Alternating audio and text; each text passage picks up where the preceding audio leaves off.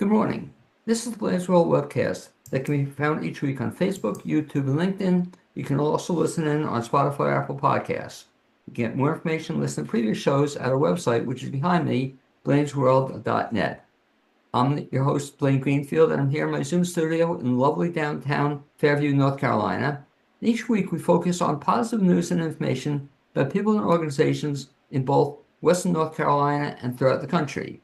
And toward that end, it's my pleasure to introduce my guest today, and he is Dada Maheshvarananda. Not quite. Help me the last name. Maheshvarananda. Thank you, Blaine. Okay, I appreciate you letting me say just that once, so we'll just now call you Dada if that's okay. Yes, please. And Dada, if you would, before I introduce you formally, could you just give everybody a wave to all your fans and friends who are watching this? So if you're watching this, that is Dada.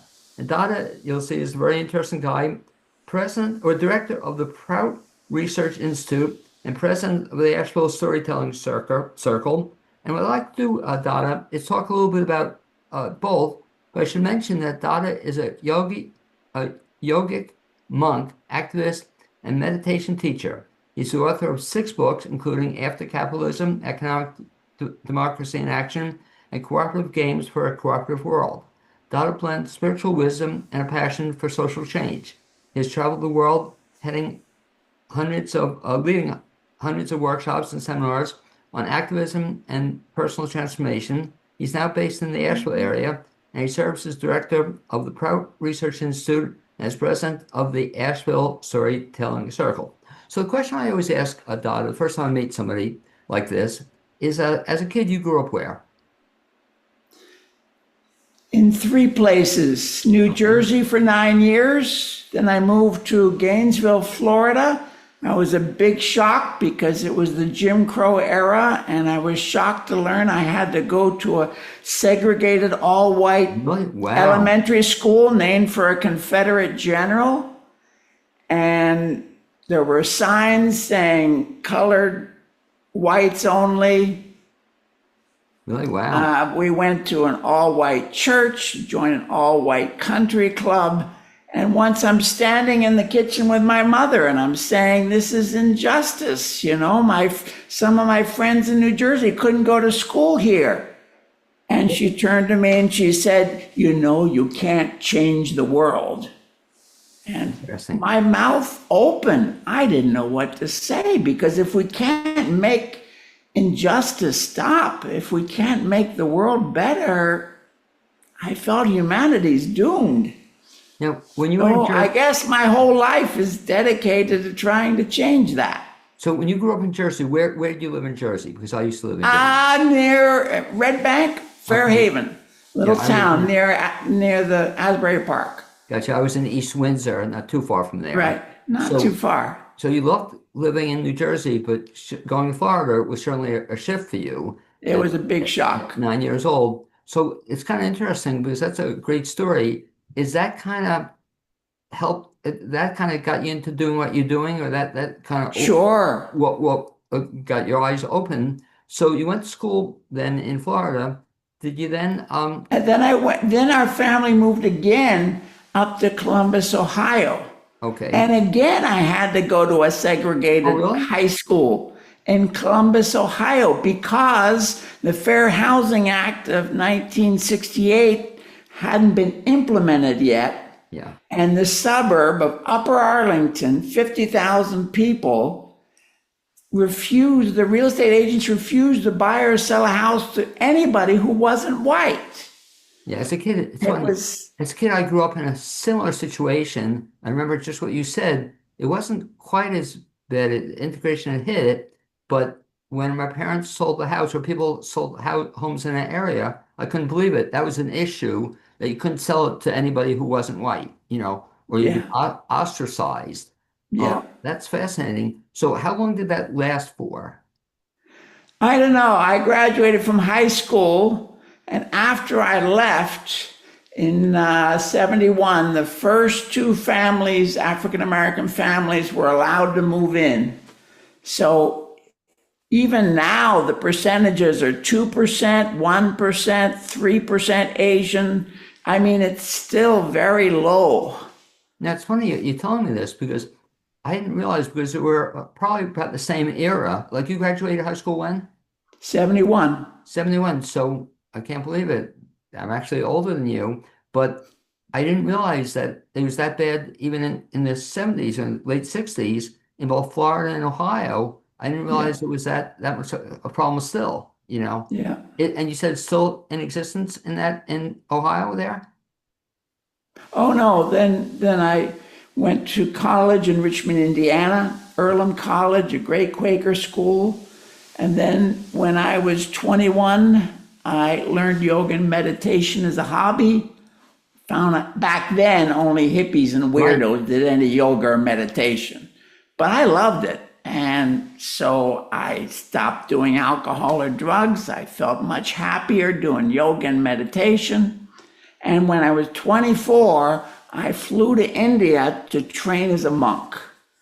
I was with the organization Ananda Marga, which means the path of bliss. And I was scared, frankly, because I'm leaving the only country I'd ever known. And that meant saying goodbye to everybody I'd ever known, my family, friends. I knew the training center in India was this old house outside of Varanasi with no electricity, no running water. There was a big well in the back with a long rope and a bucket. And they even didn't have toilets. And we fertilized the field. It was very ecological. And also, it meant being celibate the rest of my life. Frankly, I don't know what I'm going to feel like tomorrow at the speak of the rest of my life. But the color orange means service and sacrifice. It means my life is dedicated in service to humanity. And because I'm a monk, because I'm celibate, I can work 24/7, Blaine. I can go anywhere at any time. And I've worked in 32 different countries, lived in 32 different countries, mostly in Southeast Asia and South America, and Europe too, a little bit. You mentioned your background, and I guess I'm grateful how my life turned out, but I studied meditation when it was just becoming big, and just from a marketing standpoint, because that's what I used to teach marketing, it was becoming very popular even before you mentioned it, like in the late 60s. Yeah. And so I took a course in meditation, and I think the thing that cost its credibility for a long time was the fact, remember the Beatles studied it, and the Beatles were, and then they made it pretty famous. They did. Transcendental meditation. Right. Accepting was you could then levitate with it, and that that was part of the thing. I do remember that. And it kind of, to me, it lost its all credibility, that it was going so strong and there were centers all over and you take courses and all of a sudden, it's a shame because it's a great thing to do to meditate. So you studied meditation, you've been meditating all your life. When did you decide you want to do this as a life or a career?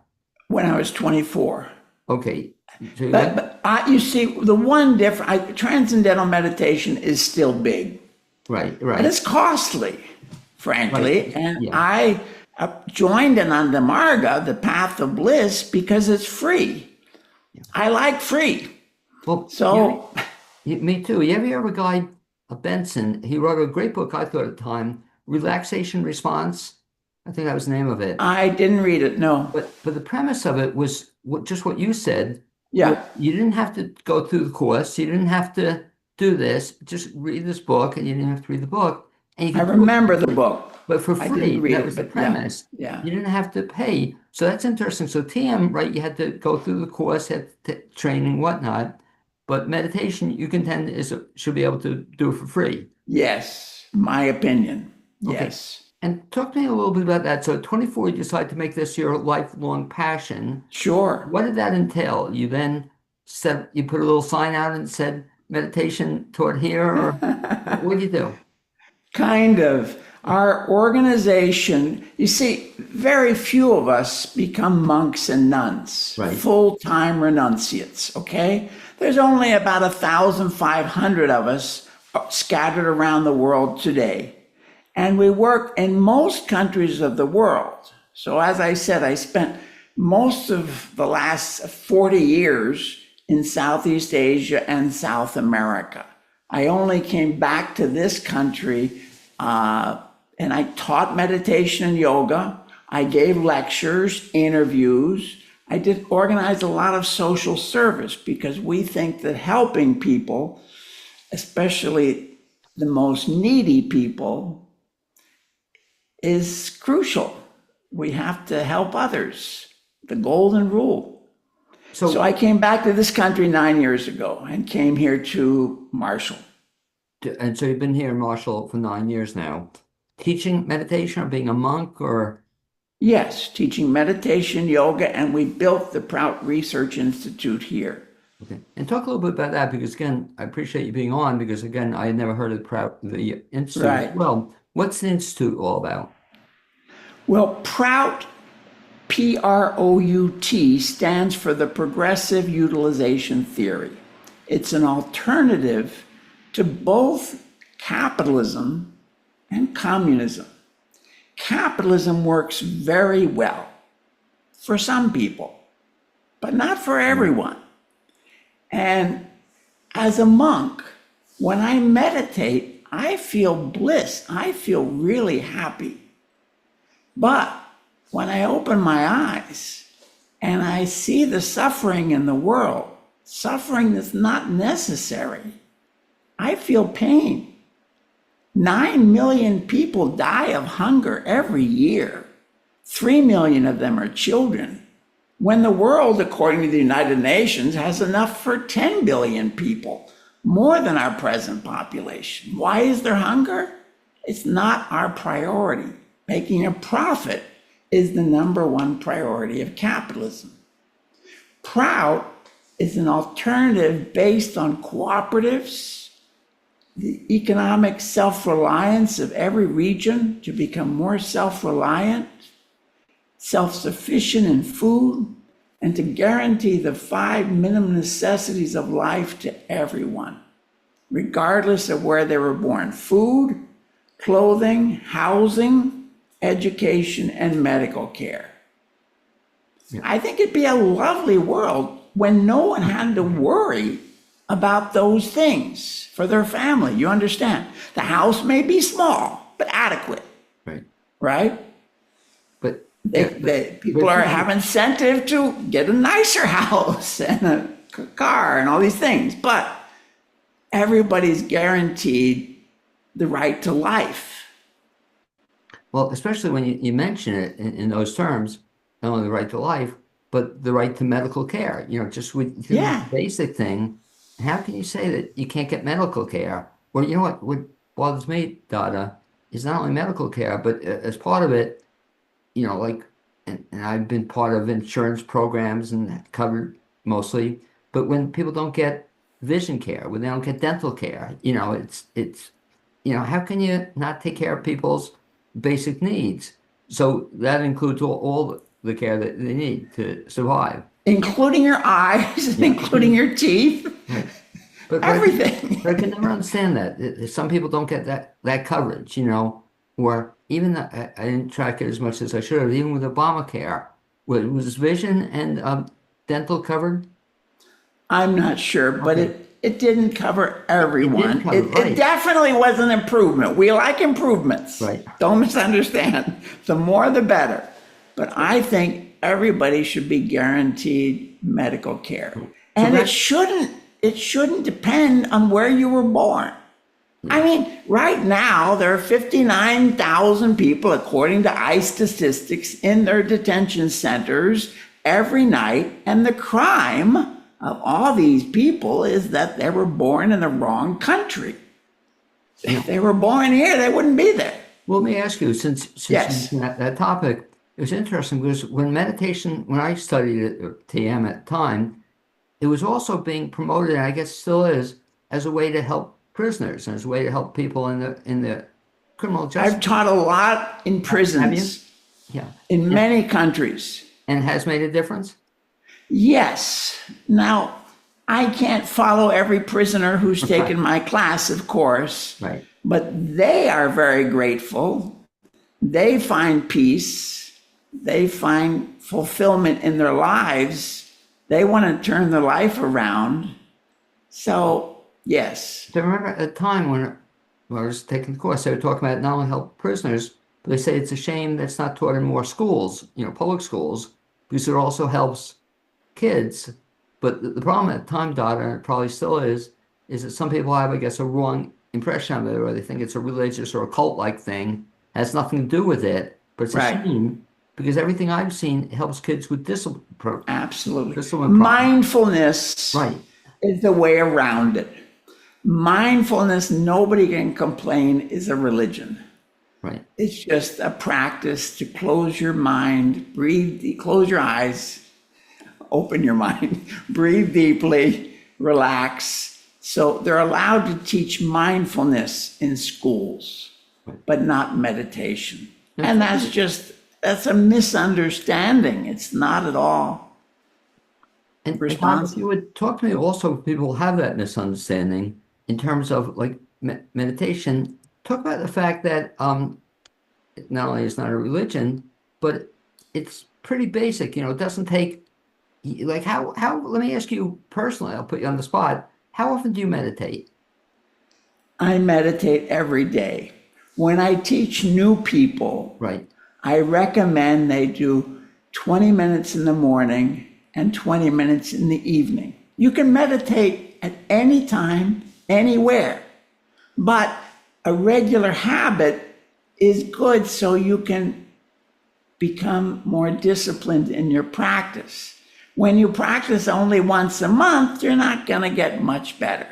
But if you practice every day, you're training your mind. Just like an athlete trains his or her body, you're training your mind to focus, to concentrate, and to calm down.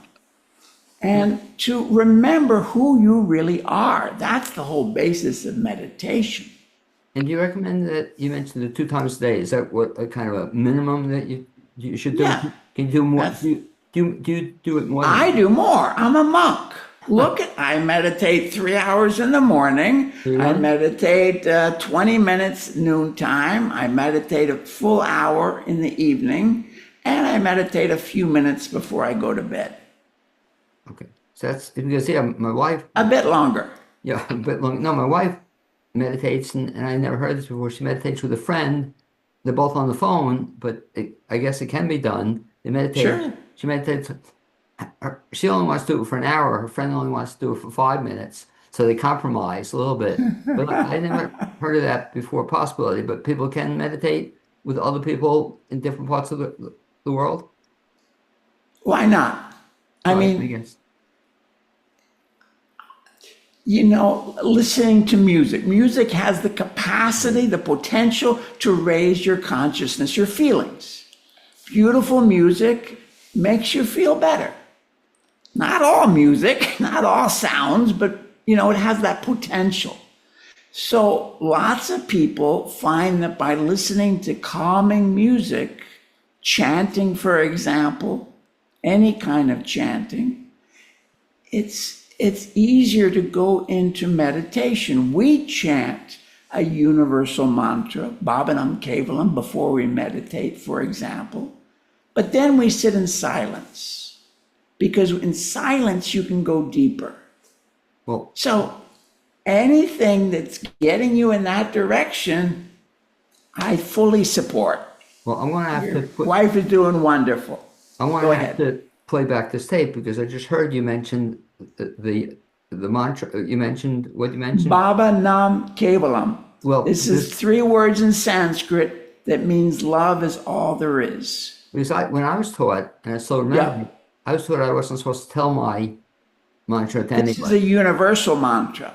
Oh, okay. I teach personally, if somebody's interested, for free, of course, a personal mantra, which is different for different people, because we are different. Yeah. So I'm not going to mention that on the air, because I was sworn to secrecy 50 years ago, and I can't tell anybody yet. Right. Now I got it. But so the universal mantra, it's kind of like Om. Right. Everybody's heard of Om. Right. It's not, that one's not a secret, but it also is a nice sound to listen to and to calm the mind.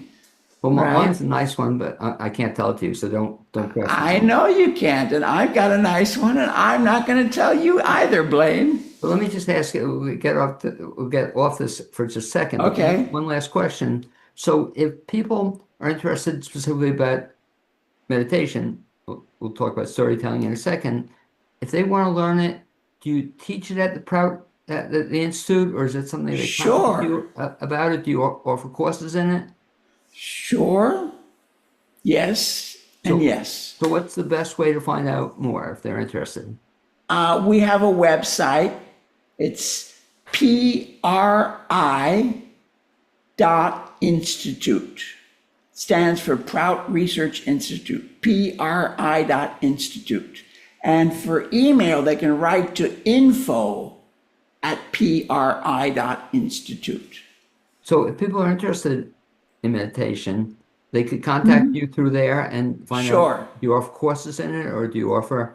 Yes, I and my friends also offer courses, so we can get you hooked up, no problem. Could it be learned via Zoom?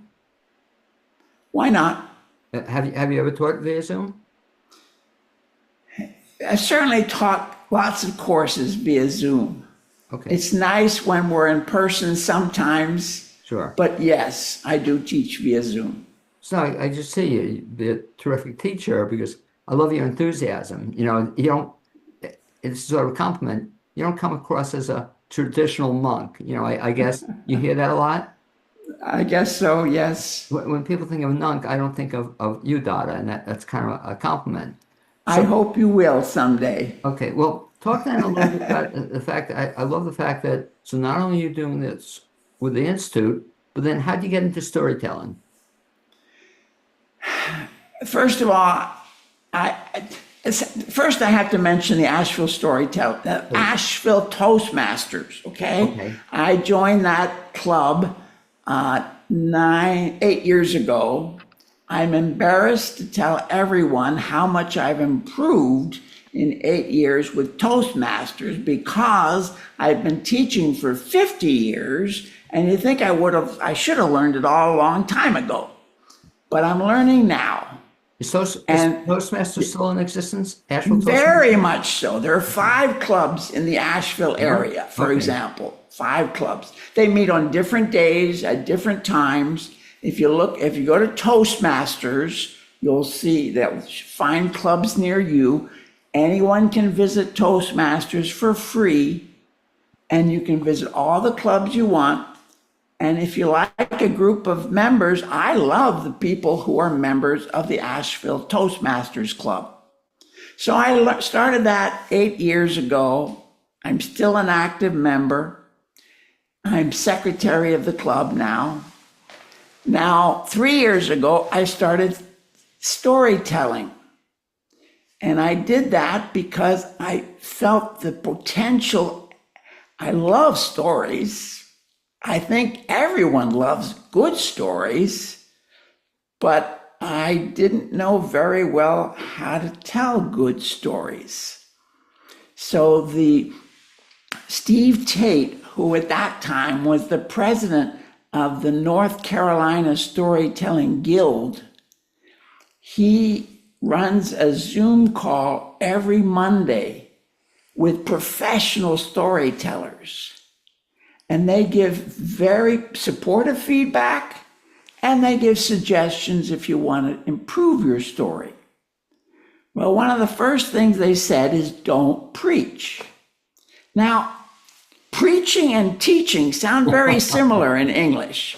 For 50 years, I've been telling people, you should do yoga, you should do meditation, you should try vegetarian diet, it's good for you. You should try to change the world. Don't do that, they said. Don't try to tell them what they should do. Tell them what you learned. Don't try to tell them what they should learn. No. Tell them what you experienced, what you learned, and they can decide for themselves. Show, don't tell. These are the principles of storytelling. Took me 3 years to learn these things. Finally, I think in the last few months, I've started telling on stage, and I'm gradually getting better at it. according to the Okay, audiences, I seem to be getting better at it. that's a great bit of advice, you think, in general for life. I Yeah, remember I that, think so. that what show, don't tell, or the idea, Yeah, because I do the latter, tendency is to give advice. of And course. storytelling. Well, let me ask you this question. Yes. The with story, I was familiar with Toastmasters. Are there similarities though between the two, between Toastmasters? Like when you're a Oh, Toastmaster, sure. aren't you telling stories in Toastmasters? Sure. But the focus is on public speaking. Okay. So there's also informational, Right. trying to be inspiring, trying to give information, persuasive talks, humorous Gotcha. talks. So it's similar. Storytelling, I think, well, it's special. Okay. So you're still in Toastmasters, so I'm right? still in Toastmasters, And and I tell stories in okay, Toastmasters too. that's what I get too. But when you got into storytelling, so last several years, and then 3 years, yeah. this seems like the kind of guy you are. So not do you get involved, but immediately become very active in it. You didn't take very long to become active. No, What got no. you motivated to become active in it? I've taught a course already at the Mars Hill Public Library. They Okay. gave me permission to teach. We organized the storytelling performance there, and then I did a course, and then they're going to let me do another course in the fall, they say. I want to share this skill with everybody's got a story, Blaine, Right.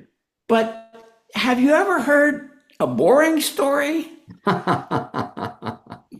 No. So how can somebody tell a story in a way that inspires people instead of putting them to sleep? So that's what storytelling is all about. Now, And what kind of stories do you tell? I tell personal stories. Other storytellers tell folk stories, children's stories, stories from different countries, myths and legends, ghost stories. Well, let me I love personal narrative, personal stories. just jump in here. I just recently Yeah. heard another storyteller, name is escaping me, but she was also telling me they're fibbers. They tell fibs, fibber, right? Yeah, I don't like those, but there are those. Fish stories, Right. or they had a competition one year, a liars Right. competition. That's the one I'm thinking of. And the woman I just interviewed, a lovely woman, Yeah. she won and she beat out her husband, name escaping me, but her husband had gotten her into it, and then she told me about a fib. So like I said, there are all sorts of different stories.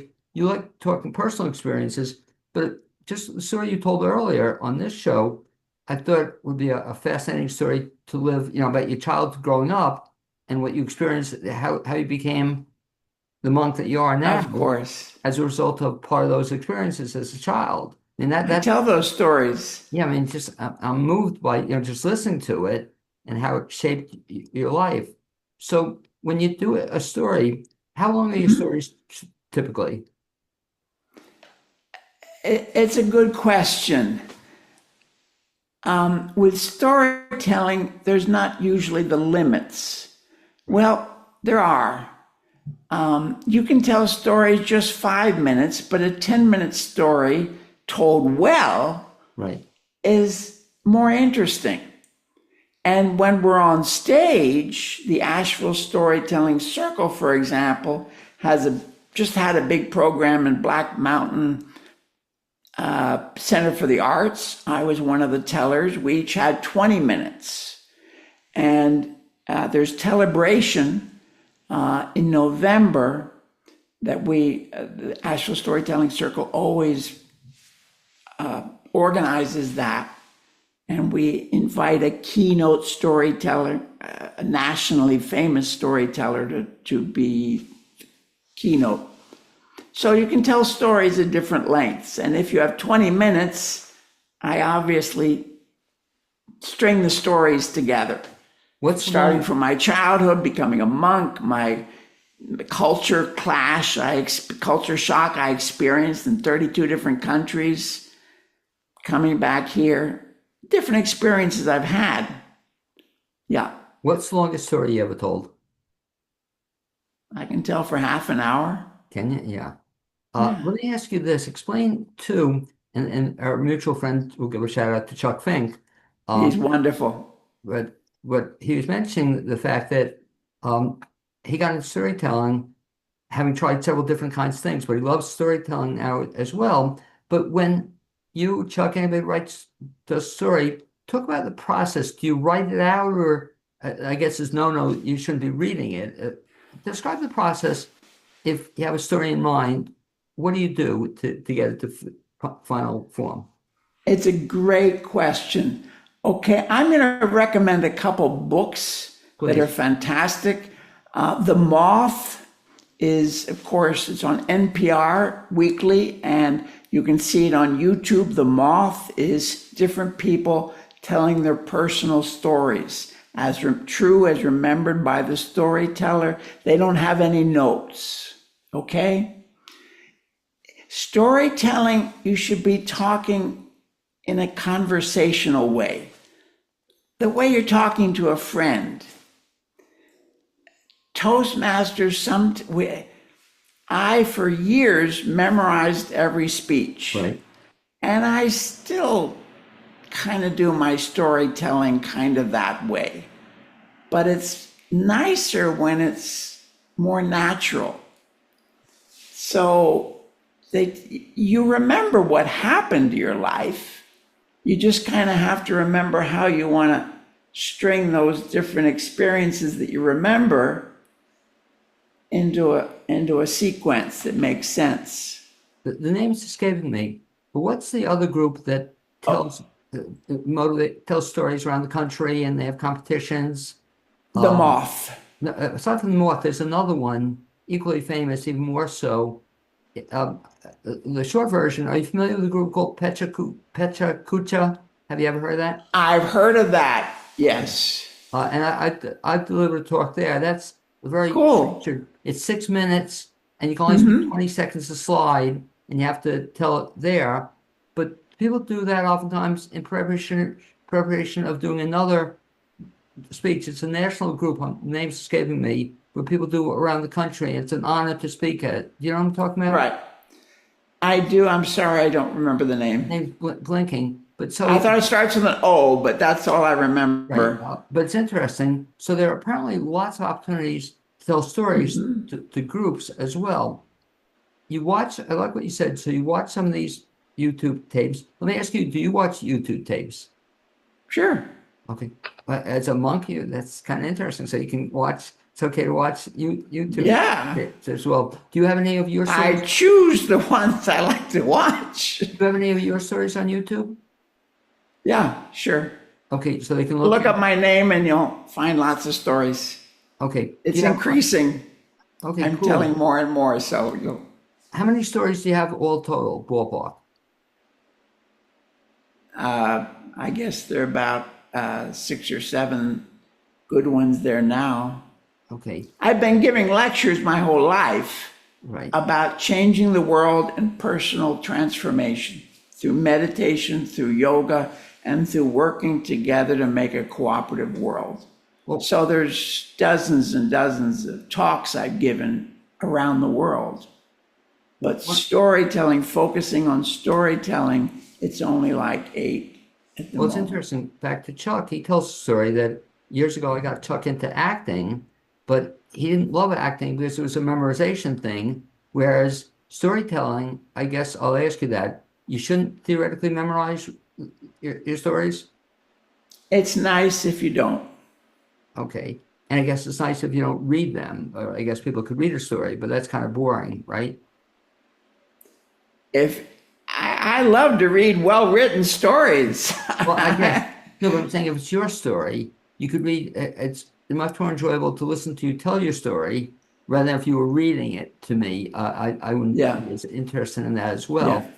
So to become a Just storyteller, one moment. So the 2 books I wanted to recommend, Okay. if anybody's interested, The first one is How to Tell a Story by the Moth.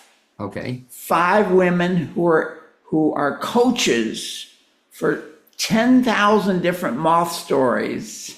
They put all their wisdom together into the book, How to Tell a Story by the Moth. Okay. The second book is Storyworthy by Matthew Dix.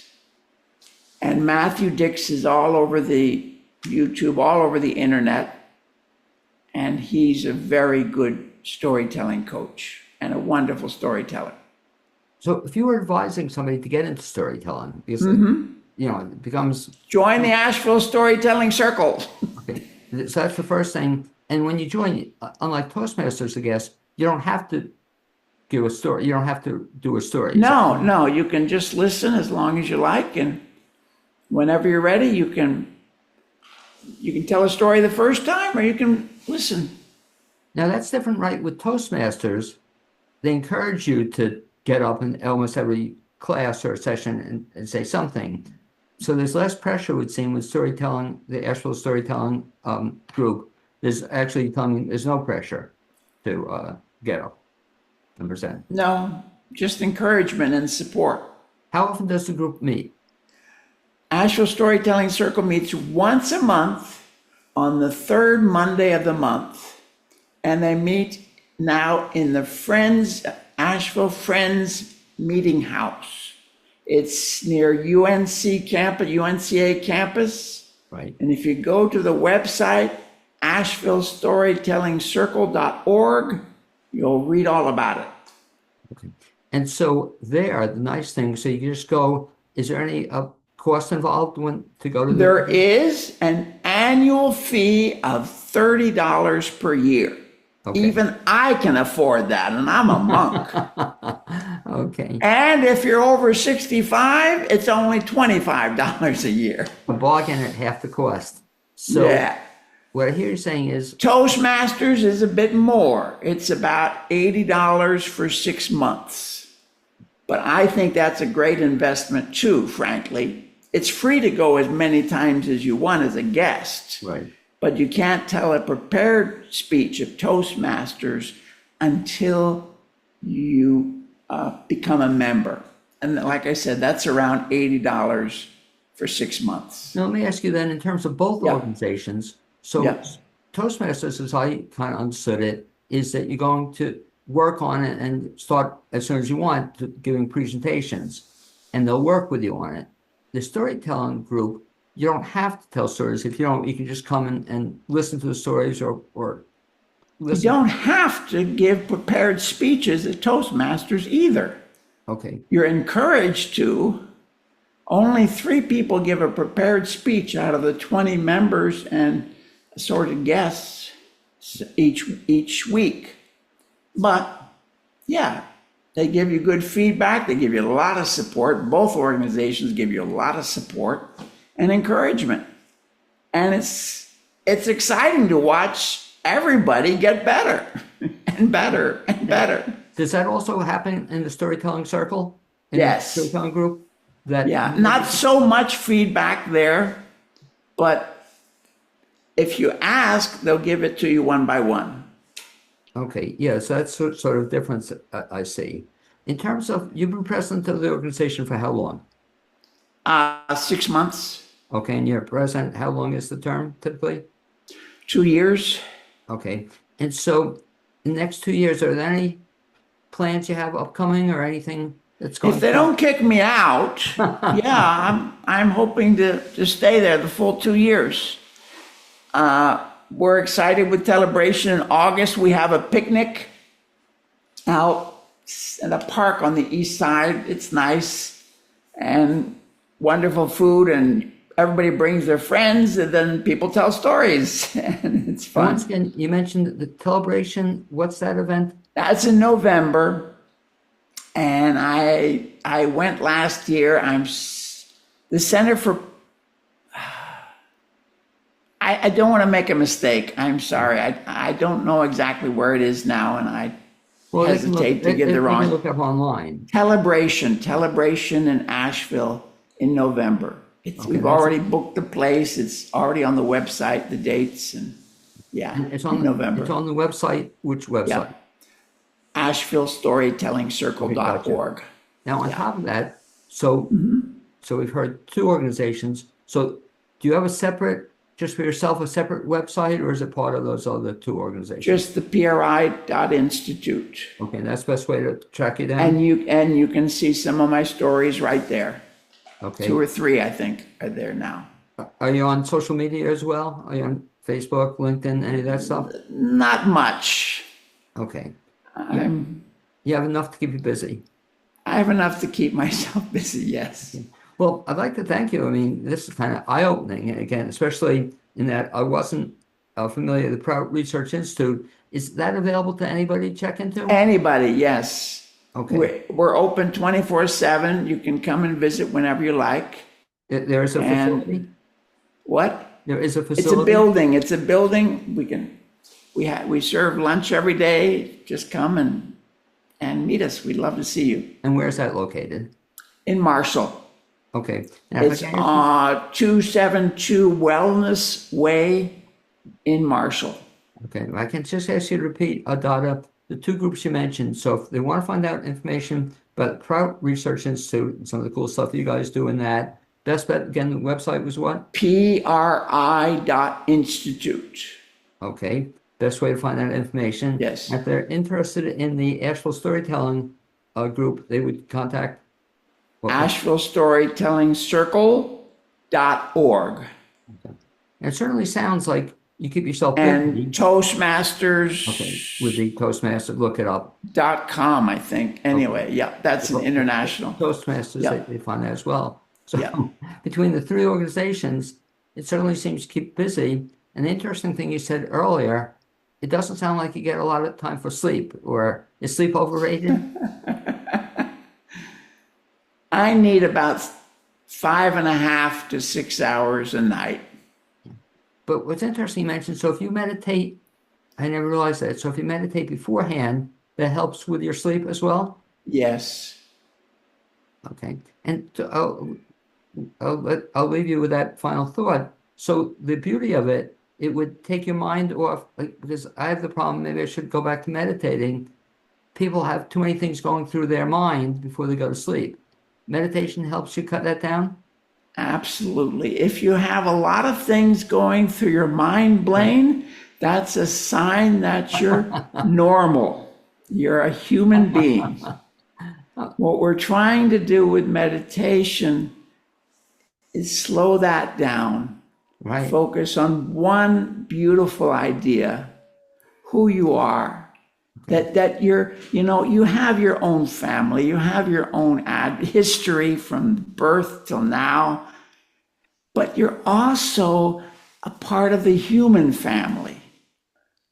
Everyone is your brother and sister. And your home is planet Earth. Right. And you're a child of the universe, of the consciousness, the supreme. And meditating on that idea every day, it starts to become your reality, Blaine. One of the first benefits I got from meditation was I started feeling home wherever I was. Nice. Always. Well, anyway, so, I'd like to thank you for being my guest on this edition of Blaine's Thank you. broadcast. Also, I'd like to thank my producer, Cap Giacetti, for helping out as always. And hopefully one of these days, if not sooner, we'll bump into each other, Dada. That would be great. I hope so, Blaine. Okay. Lovely to meet you. Likewise. Thank you much.